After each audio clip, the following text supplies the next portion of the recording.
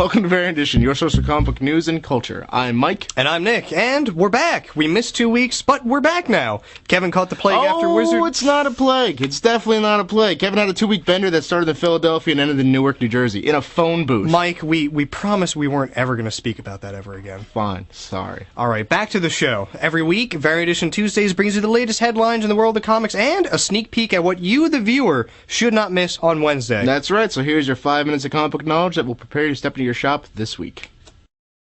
Now, last week was a huge release week with World War Hulk crossovers, Sinestro Corps, and X-Men number 200. This week may not be as big, but it's still pretty large for a holiday week. Remember, comics will be released on Thursday in the US due to the 4th of July holiday. And it seems like no coincidence that Marvel Comics picked this week to release Fallen Son, Captain America, Iron Man, featuring Captain America's funeral. There couldn't be a political message in there, could there be? The director's cut of Cap number 25 also hits, but it's not all gloomy introspective metaphors to our political system. This week also sees the release of Grant Morrison's wonderful all-star Superman number 8, and it should be worth the wait. Countdown crossover fun continues in all-new Atom number 13, and before she hitches up with the Green Arrow, Black Canary gets one last girls' night out. No, we're talking about her new solo series mini that starts this week. Speaking of endings, Joe Kelly concludes his run on Supergirl number 19. Let's see if the next guy can make something of this book again. Stephen King's Gunslinger continues with number 6. Ant-Man gets a World War Hulk crossover. We find out who might be the new Warriors, and Captain America and Optimus Prime round out the Marvel highlights in the peculiar new Avengers Transformers crossover. Oh, and wrapping up the majors, it says that Action Comics number 851 is coming out, but with the track record that it has had lately, I'll believe it when it's in my hands on Thursday.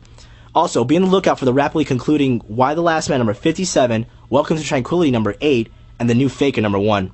And it seems to be a week of 5s.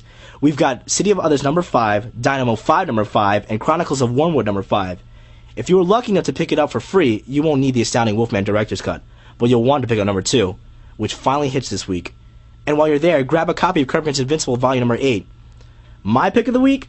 It's all about the Odin son. Thor finally returns to Midgard thanks to JMS and Olivier Coipel. Thor number 1 premieres with 2 covers and a third to follow in a few weeks. Here are your headlines for the week of July 3rd, 2007. Probably the biggest news this week on the minds of fanboys everywhere is none other than Transformers. Today is the big day, and Optimus Prime returns to the Cineplex.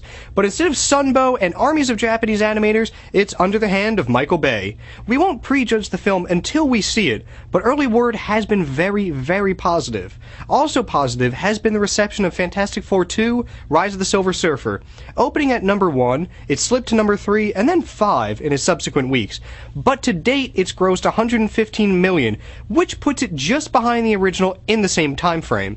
Given its production budget, it's not a sure thing if there will be a third entry in the Fantastic Four franchise, but there is talk of a Silver Surfer spin-off. Convention season has started, and news of creator moves and series beginnings and endings come with it. Marvel is ending Friendly Neighborhood Spider-Man and Sensational Spider-Man in August. Odd, but will be replacing them with Amazing Spider-Man. In a unique move, Amazing Spider-Man will be published 3 times a month. So, same amount of Spidey, just fewer titles for you to keep track of. Marvel is also moving Peter David back to a monthly Hulk title. No, Greg Pak isn't going anywhere. David will be taking over She-Hulk. Wonder what that might do for sales. While not convention-timed, or is it, DC Comics released a new teaser image for fans to slobber over. We're going to stay above the fray and say that given the revelations that the previous trailer hinted at, it's really anybody's guess what might be going on, but boy, doesn't it whet the fanboys' appetites. And we'll tip our hats to Ethan Van Sciver's use of Da Vinci's Last Supper as conceptual source material. Or is that part of the teaser too? Damn, they got us doing that too. And in quick reprint news, if you missed the Green Lantern Sinestro Corps special, DC will be releasing a second print on July 18th. And finally, we mentioned it a few times here, but the Ultimate 100 Project will be collecting all of the Ultimate Spider-Man covers into one place.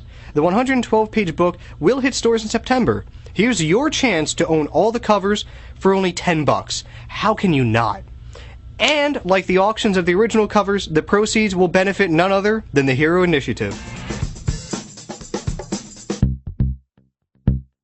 Alright, that's it for Variant Edition Tuesday this week. Don't forget to check out Variant Edition, the discussion, later this week. This week, it's Comic-Con 101. Never been to a comic book convention? We'll tell you everything you should know. How to dress and how you hooligans should behave. You'd be surprised how many con-goers need this advice, and after you watch, check out our forums and tell us what you think. And let us know what topics you'd like to see covered on the show. We're looking forward to your input.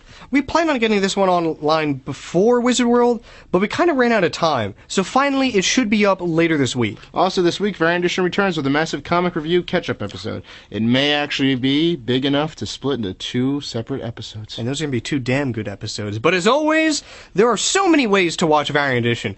iTunes, VO, YouTube, Blip TV, Google Video. Yeah, I can't forget about that. But, you know, all those are obsolete. Just go to our website, variantedition.com. Best quality and the quickest downloads. You're just wasting your time with all those other things. Go to the source. That's it for Variant Edition Tuesday. See you next time.